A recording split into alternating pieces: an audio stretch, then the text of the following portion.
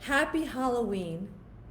And while this isn't one of those holidays that alienated parents, erased parents maybe get over sentimental about, it's still hard to see kids trick or treating when you can't be with your kids, to wonder when the next time you'll be there trick or treating with your kids.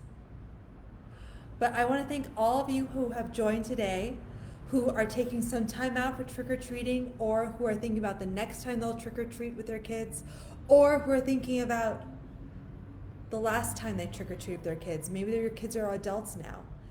And today we're going to do something a little different. We're going to talk about some crazy reuniting stories. The ones where you're like, the ones where you're like, wow, how does this happen? Because I want to give you hope, but I also want to give you some steps. So first of all, before we get started, like this video, share this video, copy the share link, put it on your page, send it to a friend. So let's all get this video shared, because if you can help another parent reunite, that seed is planted. So you can also reunite. Because the more we help other people reunite, the more that energy comes back to us. So on this Halloween, I want you to put in the chat a 1 if this day is making you feel sad, depressed, or angry because you can't see your kids, you can't be trick or treating with them. Put a 1 if you're like that, and put a 10 if this is just like any other day for you, doesn't matter. So let's see what people are saying. And we're going to get to all of your questions in the end. So put a 1 in the chat if this day is hard for you because it's Halloween. Anyone want to comment? 1. So I have one person saying it's really hard. Anybody else want to say if it's hard or it's easy? Some new comments. So we have one person saying it's like any other day, one person saying 1. Okay. Now I want you to put in the chat if you have hope that you'll reunite, write the word hope. And if you are completely hopeless, write no hope. So I can see where people are at today. I want to see how inspirational these stories you need to hear are. So put hope if you have hope that you can reunite. Put no hope if you feel like you can't reunite, that there's no hope for you. Let's see what other people are saying. So we have Gabrielle saying hope, Lars is saying hope, Rose no hope. Oh, but Rose, sweetie, you're doing so much. Hope, but not for a while. I have someone saying hope. Who else? Hope, hope, hope. So a lot of people are hopeful, so only one person doesn't have hope.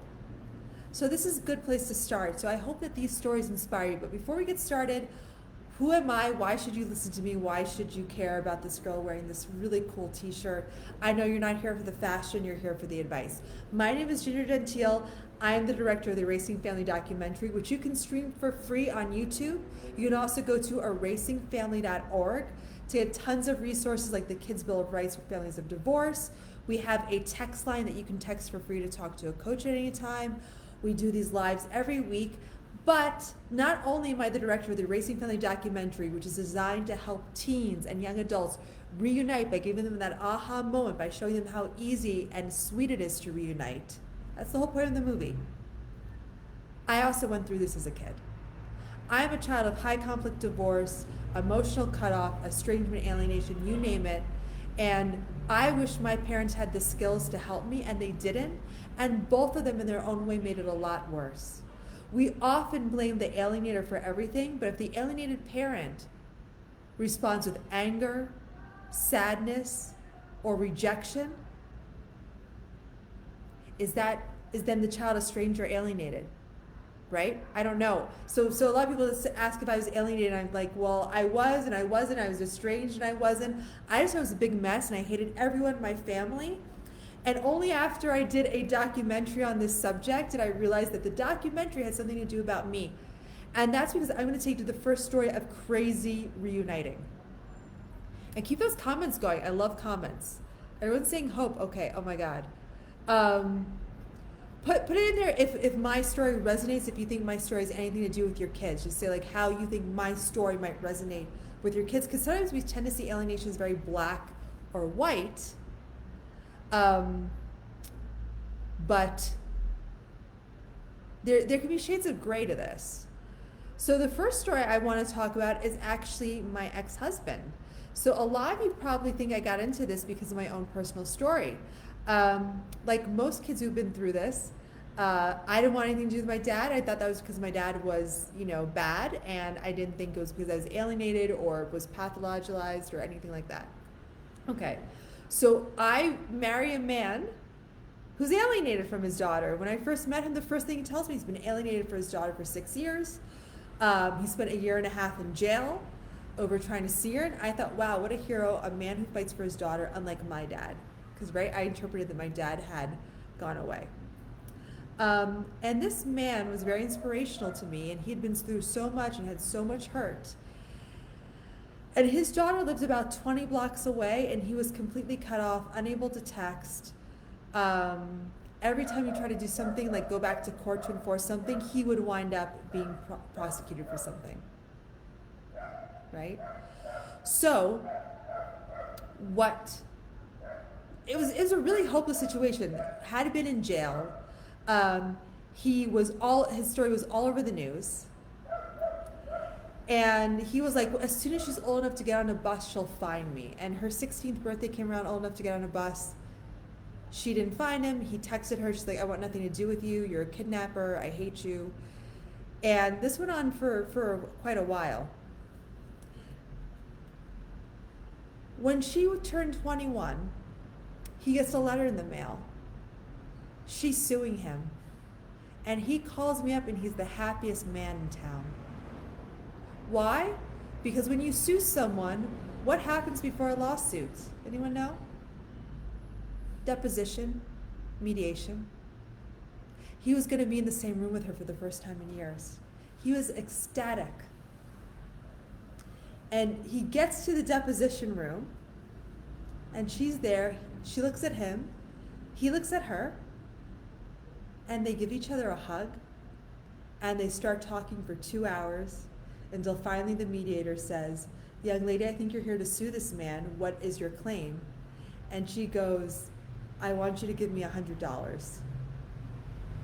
He goes, yeah, sure. And after that, they begin to have a wonderful relationship. To this day, she has a relationship with all of his family. She lives in a house that he owns. So why did she sue him? Everyone, comment if this resonates with you, or if you have any questions about the story. I love the comments, because this is like the only time we really get to chat, right? She was so scared of him that the only way she felt safe to be in a room with him was in a courthouse, because there's marshals in a courthouse. That's how brainwashed she was. Reuniting can happen in a myriad of ways. I have 2 comments. Any comments about the story?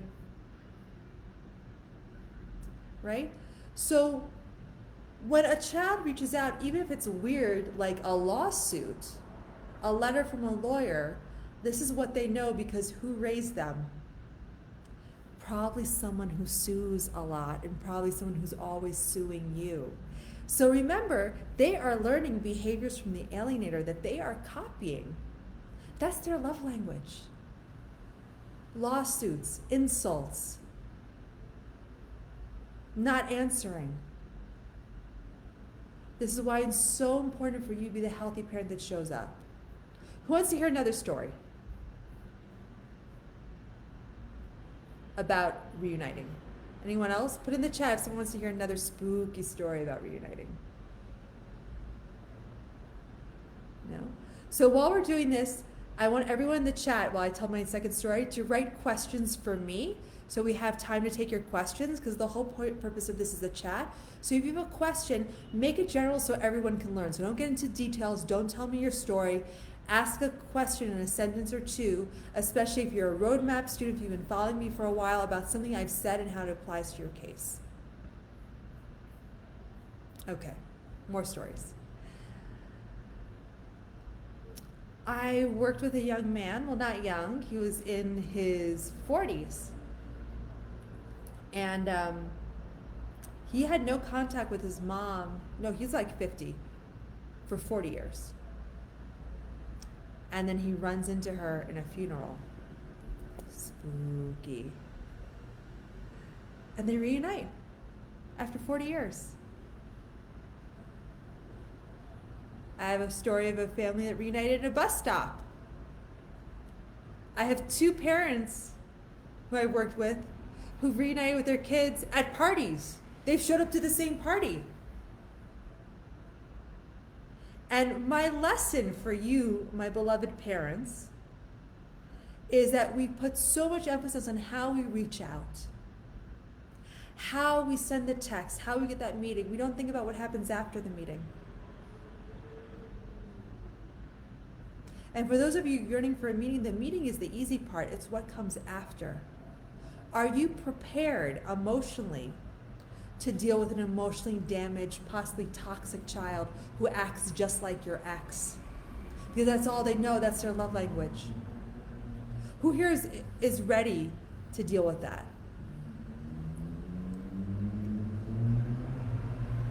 Okay.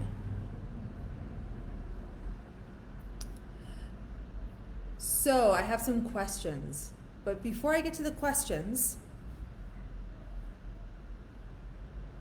what I've been seeing, and I just started to work with a mom today, and she's worked with 3 other coaches, and she says they were all about, sending letters of apology, sending text messages, but she doesn't have a relationship with her kids. It's because there's so much focus on dripping love, amends letters. You've heard these terms if you've been in the parental alienation community, and no one talks about you being healthy, you learning new skills to deal with an unhealthy child, right? So, what is super important is that you are actively preparing to rebuild the relationship. Not just get a meeting, not just reunite, not just what text to send. Because everyone asked me, what text should I send? And I said, I can text for you. You can give me your phone, I can text you. And you know it's not going to work. Because if your energy isn't healed, it's not going to work. I've also worked with parents who have been healed. They've sent texts, which afterwards I'm like, really? I don't think that's a great text. Reunite like that. Because they're showing up differently. It's the energy behind the message, not writing the message. And if you constantly have to ask somebody, because the whole purpose of what I do with parents is to teach you to be self-sufficient so you know how to reach out, how to respond, and not being fearful of making a mistake, which is different than never making a mistake. We're humans, we're all going to make mistakes. But if we're fearful, if we're second-guessing everything, that energy, that desperation, that unassuredness comes off, and that repels the kid. Because the alienator, what's the alienator of nothing but self-assured, fun, and confident? And you're like, oh my God, what if I text the wrong thing? What if they feel that, okay? So I'm gonna get to your questions right now. So we have about 5 minutes for questions. But while I'm answering these questions, if you are ready to reunite, write ready in the chat. If you are not ready to reunite, write not ready. Because if you are not ready to reunite, if you're not ready, and ready means, okay, not just a desire, it means I'm willing to put in 2 hours a week into developing a better skills and habits with my kid, 2 hours a week. Some people don't have that time, and I respect that. I respect all the parents who say, I don't want to reunite. Don't have the time, it's not a priority. That's okay, I am not a judge, I'm not here to judge. So if you write ready, you have 2 hours, and you're willing to invest some effort, you're willing to try new things, and you're willing to invest some money into this. So that's ready, okay? Not a lot, like a cup of coffee a day type of money. I'm gonna tell you why in a second. So let's go to Meg Smith. What do you think about reunification therapy? So I do know some places that do good reunification therapy, but so many of the moms and dads who come to me for help have reunification therapy orders, And it doesn't work because there's there's three types of reunification therapists. The ones who do a really good job, they're few and far between. Two, the ones who can't do anything, they're confident, like, I'm so sorry you're being alienated, maybe they'll reach out, I give up. And the third, who thinks it's all your fault and won't even put you in the room with the child. Reunification therapy is full of traps, and one thing that I teach my moms and dads who work with me is how to avoid the traps of reunification therapy and to use it to their advantage. But the problem with reunification therapy, in a nutshell, is one, it's an invented therapy. Two, it puts people in together to talk about their emotions. And if you're being alienated, your emotions lie to you. What parents and kids need are guidelines, boundaries, and skills. Guidelines, boundaries, skills. They need like a coaching environment, not a therapy. Not how does your mom make you feel, but when your mom invites you out to dinner, you can say yes or no, but you can't be silent or call her a name because that's rude, right? And putting limits on the alienator. Rose. I've done different roadmaps. How's this different? So I don't know about the other roadmaps you've done. My methodology is I combine letting go of trauma, letting go of anger, and becoming a magnet that attracts your kid back, not doing what repels them, to actual methods to get the alienation to calm down and stop, to be in control of your case, and communication. So what I found is most programs, they do a lot of emotional work and emotional healing, which is great, living your best life, exercising out there in the community, or they really focus just on the communications set. Or they might focus on the legal aspect. And you need all three. Now, a lot of you maybe don't want to go to court, can't go to court, but some of you have to go to court, or it might be your best option. I do not like the court system, but I won't tell you don't use it. It's just, it's one tool in the toolkit, and most parents think it's the only tool. PJ Kubas, how to communicate with teen twin daughters over the holidays. So PJ, without knowing your specific thing, like your specific situation, I can't get too into details, but what I can say is you should always be keeping it light, okay? Too many parents, they want to talk about feelings, they want to talk about emotions. Be funny, be light, be happy, send them love, and you can even, and in my roadmap, I have a few things to send and a few little tricks more to go into, but you want to keep it light and fun.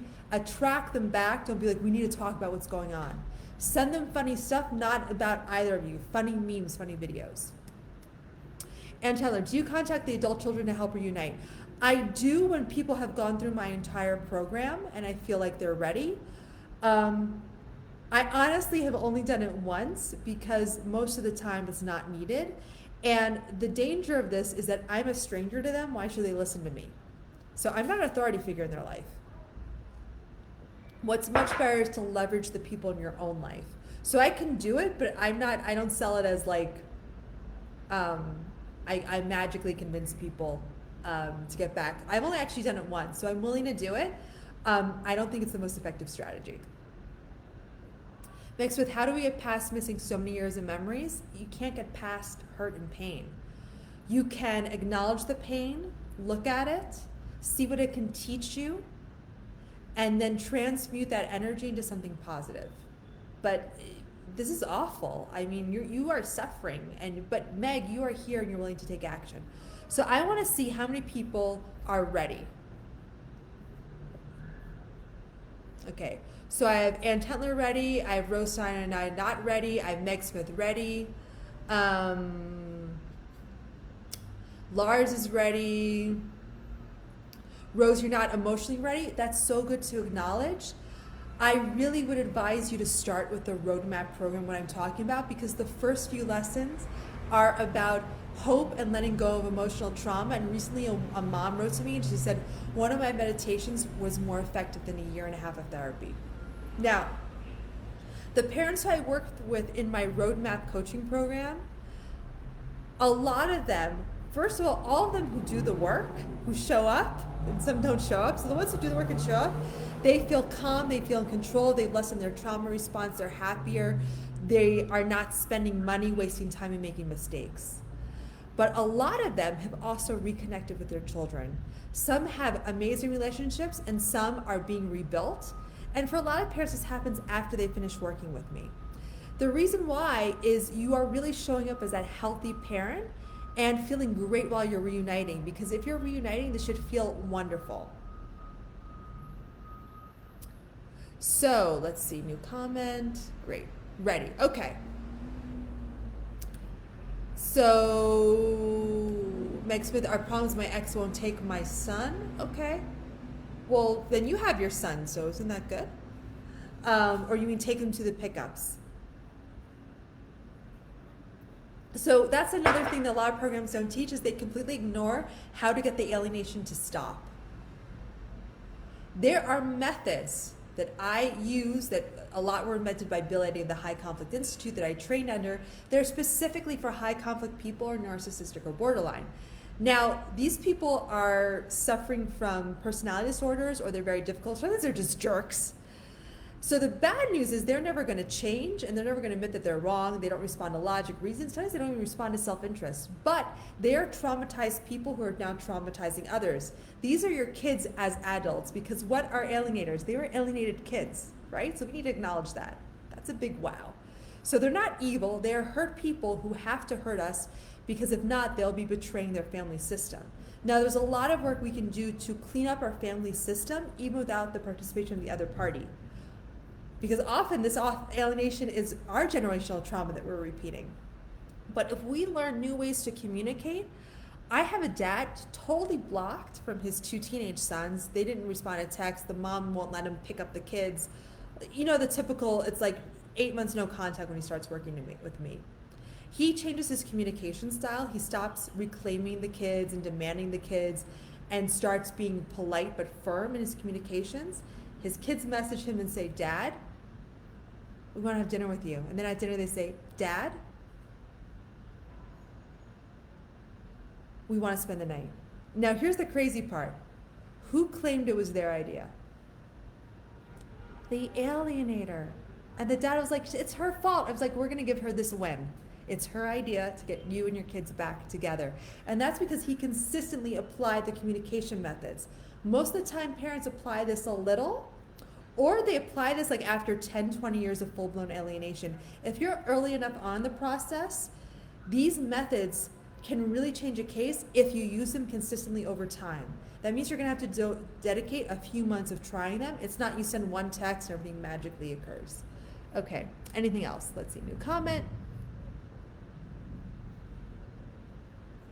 Okay, Ann Tetler, I highly recommend the roadmap and one-on-ones with Ginger Gentile. Thanks, Ann. Meg Smith to therapy. Meg Smith, my son's absolutely no, I'm a healthy parent, but are ashamed and blocking me. I'm so sorry, that's heartbreaking. We need to make it safe for them to have a relationship with you, and maybe it's a secret relationship for now, but we're planting those seeds so that they're always encouraged. And there's so many ways now with this to communicate with your kids where nobody knows. You all parents, you need to learn this as your kids do. You think they have texting apps their parents can see on parental controls with their friends? No, it's all secret, it's all encrypted. So this is something I teach in the roadmap. Okay. So for those of you who are ready, in about 5 minutes, I'm getting on a group coaching call with about 12 other moms and dads who are in the process of reuniting. So the group coaching call, the roadmap, involves my 12-week roadmap course program where you will get classes. There's one specifically on the traps of reunification therapy, going hopeless to hope, knowing what your kid says, stopping the alienation, how to use social media to reconnect, how to deal with teens, how to deal with young adults, how to win in family court, right? So it's all there, plus the meditations, which rewire your brain. They're super short. It's okay if you don't like to meditate, call them prayer, call them neural rewiring. But now here's the best part. You get access to me in a group coaching setting, plus other alienated kids who have reunited who I'm training as coaches. So you get to ask them questions. Isn't that cool? So I'm going to put this right now in the comments, the link. And if you sign up right now, you can get on the call with me and these other parents today in 5 minutes. I will send you the link. So, Crystal Dawn, I'm going to send you the message with the link. I'm going to comment below, and I'm going to send you a message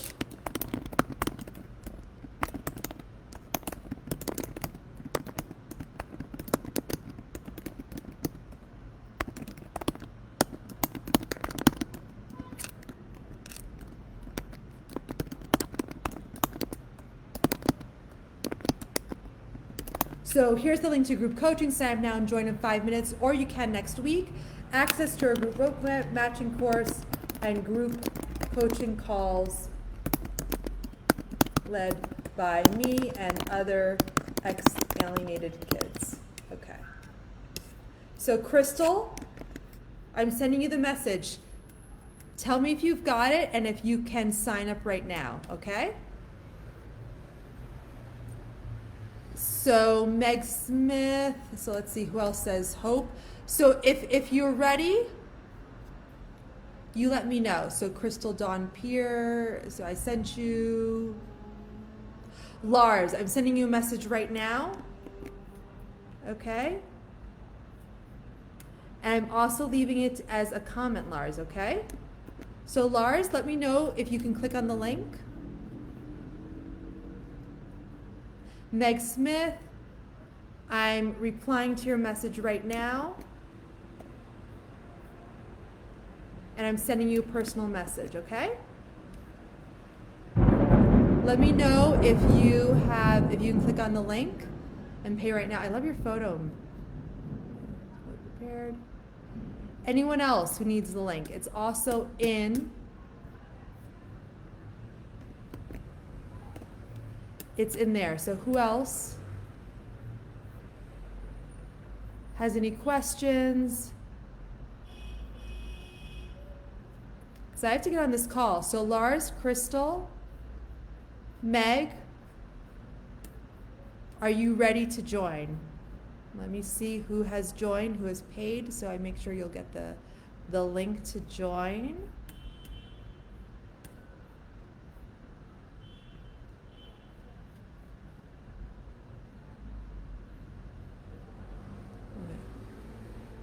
Let's see.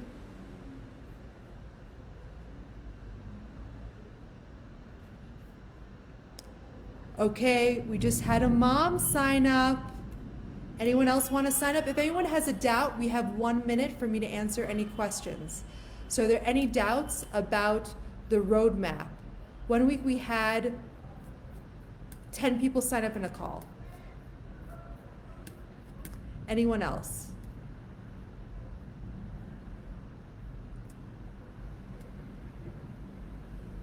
So Meg Smith, are you joining us tonight? Let's see, Jennifer Graver. Hold on, I'm going to reply to you. So Jennifer Graver, I'm giving you the link to sign up right now. If you sign up right now, you will get to join us tonight.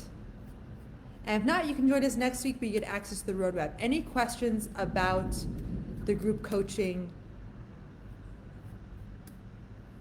Questions about the group coaching call tonight? So it's a 3-month program, and it's about the price of a cup of coffee a day, or less, depending where you get your coffee. So the people who said ready and aren't signing up, why? So Crystal Dawn, have you signed up yet?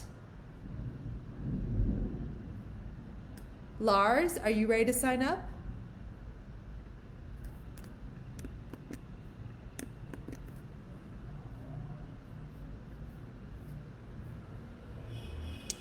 Anne, okay, you're ready? Okay, Anne, I'm sending you the link to sign up.